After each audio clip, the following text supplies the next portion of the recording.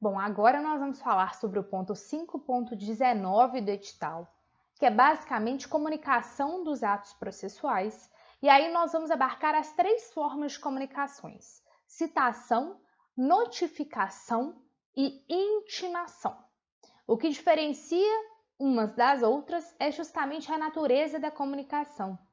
E o que é esta comunicação processual? Bom, as partes, seja o acusado com seu defensor, seja a acusação, ela precisa, de certa maneira, ter ciência do que ocorre naquele processo. E aí, a depender do ato, as partes são notificadas de determinada maneira, seja por meio da citação, seja por meio da intimação, seja por meio da notificação. E essa comunicação dos atos processuais, elas vão para além das partes do processo, que elas poderão abarcar, inclusive, testemunhas e demais autoridades que possam contribuir com a didática, com a dinâmica do processo penal, naquele caso concreto. Ok? A citação, poderíamos dizer que é a mais relevante forma de comunicação processual.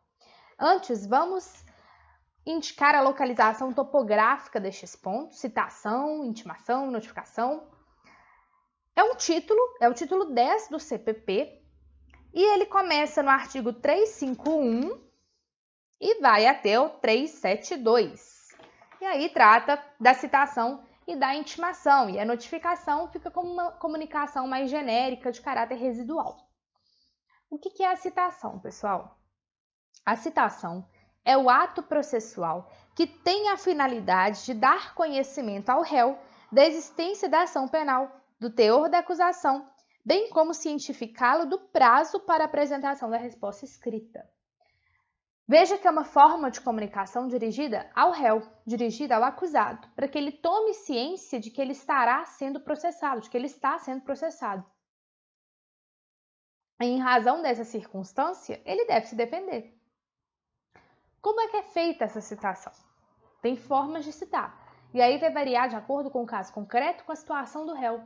Ele está se ocultando? Ele foi encontrado? Qual que é a regra geral? Bom, a regra geral é a citação real pessoal, que deve ser feita por mandado, realizada, via de regra, pelo oficial de justiça. É a regra no processo penal e deve ser sempre tentada antes de se passar as demais formas de citação, ainda que o acusado não tenha sido localizado na fase do inquérito.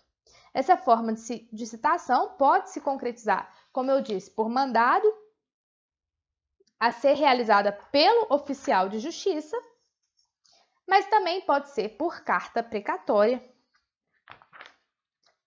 por carta rogatória, quando o réu se encontra no exterior, a precatória quando ele se encontra fora daquela comarca, e por carta de ordem, quando o acusado goza de foro por prerrogativa de função. O mandado de citação, com todas as suas especificidades, elas são tratadas no artigo 352. E aí fala o que o mandado deve ter.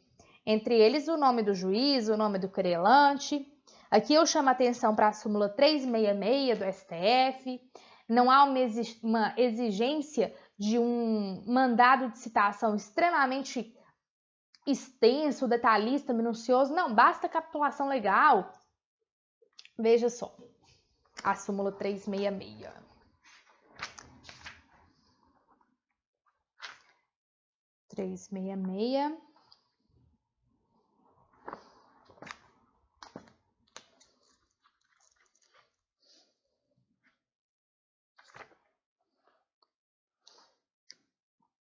Não é nula a citação por edital que indica o dispositivo da lei penal, embora não transcreva a denúncia ou queixa ou não resuma os fatos em que se baseia. Então, não tem muitas formalidades legais esse mandado de citação. A citação, ela também pode ser por hora certa.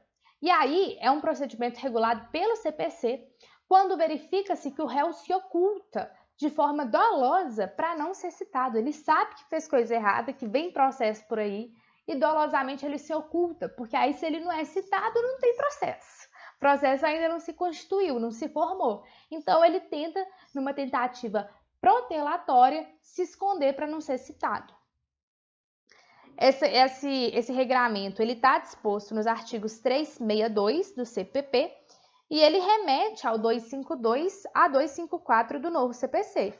Deve-se tentar pelo menos 2 vezes citá-lo pessoalmente e não conseguindo, é comunicada a uma pessoa próxima a ele de que ele será citado de determinado processo e, no dia seguinte, caso ele não seja encontrado, haverá a citação por hora certa por meio dessa pessoa interposta. Ok? É um pouco polêmico o tema, mas o STF já declarou a constitucionalidade da citação por hora certa. Tem também a citação ficta, que é a citação por edital, e ela é realizada quando o réu não for encontrado para citação pessoal ou quando inacessível o local em que o réu se encontra. Beleza? Aqui eu chamo a atenção para os artigos 366 e 367,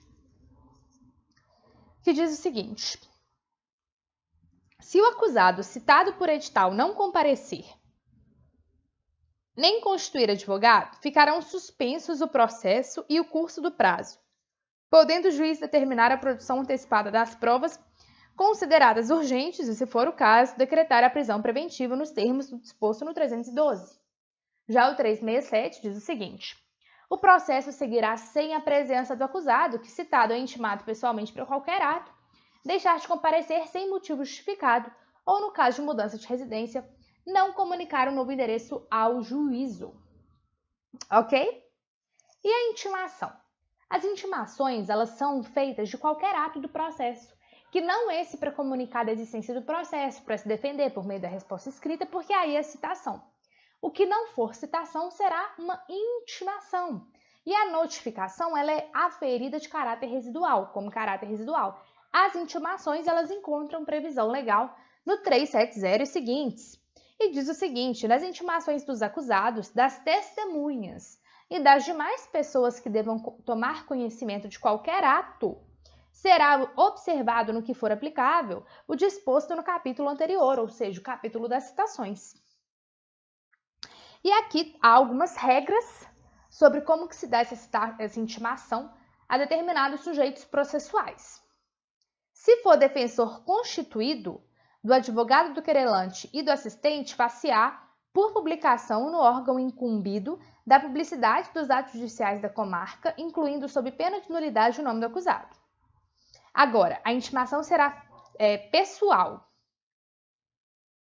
para o acusado, para o MP e para o defensor nomeado, sob pena de nulidade, inclusive. A notificação, ela é feita, como eu disse, de caráter residual, mas de atos mais simplórios, às vezes até extraprocessuais. Notificar, por exemplo, a vítima daquela sentença. Às vezes ela não participou, ela não fez parte da relação processual, mas ela tem que ser notificada que existiu um decreto condenatório em desfavor do acusado ou um decreto absolutório em favor do acusado. Então, as notificações, muitas vezes, elas estão ligadas a questões afetas ao processo, mas extrajudiciais, de certa maneira. E a intimação, ela é mais intraprocessual. Ela está ligada a aspectos processuais que não ligados à natureza da citação, de fazer com que o réu constitua aquela triangularização da relação processual e venha a se defender da acusação, da denúncia ou da queixa. Então, veja que a citação, ela tem uma natureza de um ato específico de defesa, de constituição da relação processual. A notificação é de qualquer ato do processo, uma relação eminentemente intraprocessual. E a notificação, ela guarda relação com o processo, mas via de regra ela é extraprocessual. Ela tem um caráter não muito afeto a atos procedimentais do processo. Ok? Espero que tenha ficado mais ou menos claro. Caso não tenha ficado, eu recomendo a leitura dos artigos 351 a 372, que vocês vão saber melhor sobre citação e intimação. Beleza? E as notificações, elas ficam espalhadas ao longo do CPP. Muito obrigada!